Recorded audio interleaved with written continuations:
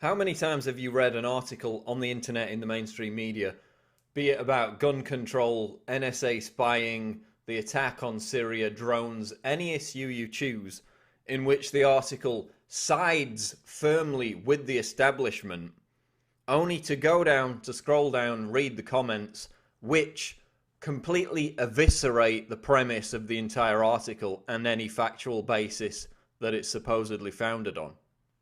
Well, in the next wave of internet censorship, the mainstream press has a solution for combating that little problem of the fact that increasing numbers of people are calling out the media's BS for what it is on their own website. Many mainstream news websites are moving towards scaling back or completely banning comments on articles. Here's boingboing.net, which is a fairly big technology and culture website. Roundup, introducing Boing Boing's new BBS forums. We killed comments. So they basically replaced their comments with a forum, with a message board, got rid of the comments below articles altogether. Here's Popular Science from a few days ago. Why we're shutting off our comments. Starting today, popularscience.com will no longer accept comments on new articles. Here's why, and we'll get more into that one in a second. Here's a New York Times article about comments on news articles. Comments on comments, and it basically announces that the New York Times is going to be scaling back its comments and not having them on certain articles altogether. Not every article allows comments. What's the thinking behind which ones that do? So they're preventing comments appearing on certain articles in the New York Times. And then at the end of the article, they ask this New York Times editor why they're scaling back on comments, and their response is, most of the newspaper comment sections I see are filled with racism, homophobia, and barely literate anti-feminist rants.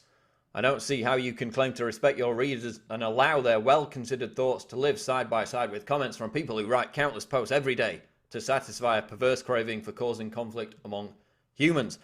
So the New York Times is scaling back their comments because they basically say that everybody's racist or hates gay people or is anti-woman. So I'll tell you why they're doing this in a second, but there's an excellent article that's published by the Daily Tech, an editorial, Pop Sci Kills Comments, blames global warming evolution. And they delve into the explanation, the justification given by Popular Science for banning comments on their websites. And it basically comes down to the fact that Popular Science doesn't want the comments on their articles to undermine the preaching of a, quote, scientific doctrine, and that, quote, comments are bad for science. Now, this is particularly timely given today's UN IPCC propaganda about global warming. They've said basically that they're 95% sure that humans are behind global warming, but they refuse to even address in their own report the fact that there has been no measurable global warming since 1998. So when that's published on the internet, people are obviously going to go in the comments on any science news website and they're going to ask that question. But not on Popular Science, because they've banned the comments. Because again, they interfere with the preaching of a, quote, scientific doctrine. And then, as the Daily Tech documents, Popular Science has banned the comments on their website, basically because they had a flood of people who were going there and questioning the premise of man-made global warming, because it undermined the bedrock scientific doctrine. There's that word again, doctrine. So then, as this excellent article highlights, the foundation of the word doctrine comes from indoctrinate. You can go to Wikipedia, you can go to the Google dictionary. It's from the original Latin. The word doctrine comes from indoctrinate. So Popular Science, in its attempt to indoctrinate its audience with global warming alarmism and fear-mongering, is banning any alternative opinion. Now, the very raison d'etre of science itself is the knowledge that we're always updating our knowledge about the science and the world we live in.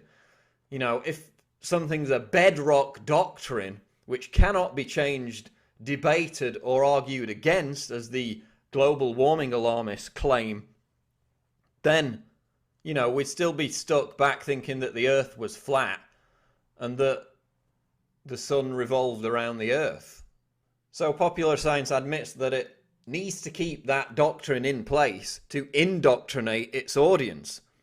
So far from being scientific, it has all the hallmarks of religion, of some kind of draconian religion where you can't question any tenet of that belief system, that doctrine. So by claiming this justification for banning comments in the name of scientific veritas, they're actually behaving the exact opposite of true scientific empiricism, which should always allow for debate, for argument, for updating of knowledge. And in banning the comments, popular science actually cites a scientific study as to why they're doing so. And basically this study admits that feedback, reader feedback to any news article is very largely dependent on the tone, the nature of the comments that come after it. So that they admit that the comments are having an influence on reader perception, and they want to seize control of that. They don't want people reading an article and then getting an alternative opinion on it. They want people to believe whatever they're putting out unquestionably, because it's part of their doctrine. It's part of their indoctrination of the public. So why are they doing this? Well, it's obviously part of a new wave of censorship. They've already tried, as we covered in a previous video, numerous governments across the world, major corporations, hiring, paying people to leave pro-establishment, pro-state comments in news articles to try and sway public opinion. It's largely ineffective because consensus is just so dominant and powerful that they can't hire enough shills to divert the truth of the matter. But when China did it, and they've got thousands and thousands of these paid trolls leaving pro-Communist Party comments on news articles, when they launched the project back in 2005, they admitted that public opinion in terms of social media and comments on news articles is, quote, an important battlefield of ideology. And it just talked about the Popular Science cited study, which concluded that comments in news articles do indeed sway perception of any particular subject. So they've tried it with hiring the trolls to go into news comment sections and sway public debate. It's largely not working. So now they're just going to ban the comments altogether. Because public feedback, public outrage towards the mainstream media has resulted, as this latest Gallup poll shows, trust in television news is at 23%. 77% of the American people do not trust television news media. Same again for newspapers. So we've got this record low trust, depending on what poll you look at. It's hovering at around the record lows. Record low trust in mainstream media, largely because people are finally being provided with alternatives via the internet. Alternative media being prime amongst them.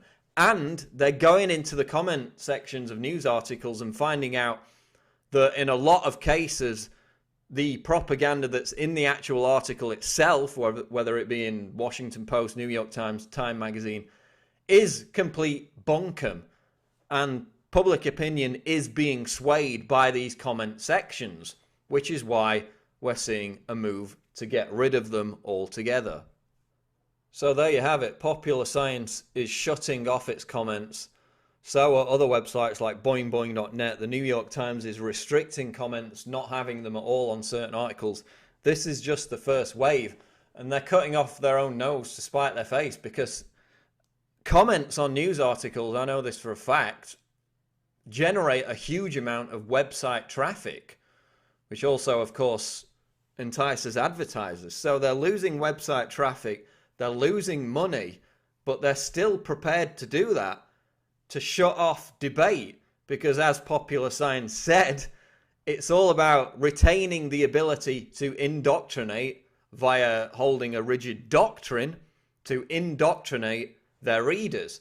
That's what they're afraid of. Trust in mainstream media is collapsing so rapidly that their ability to shape, to define reality is being eroded not only by the alternative media, by alternative sources of media, but by the comment sections in their own website, because people just aren't standing for the BS anymore.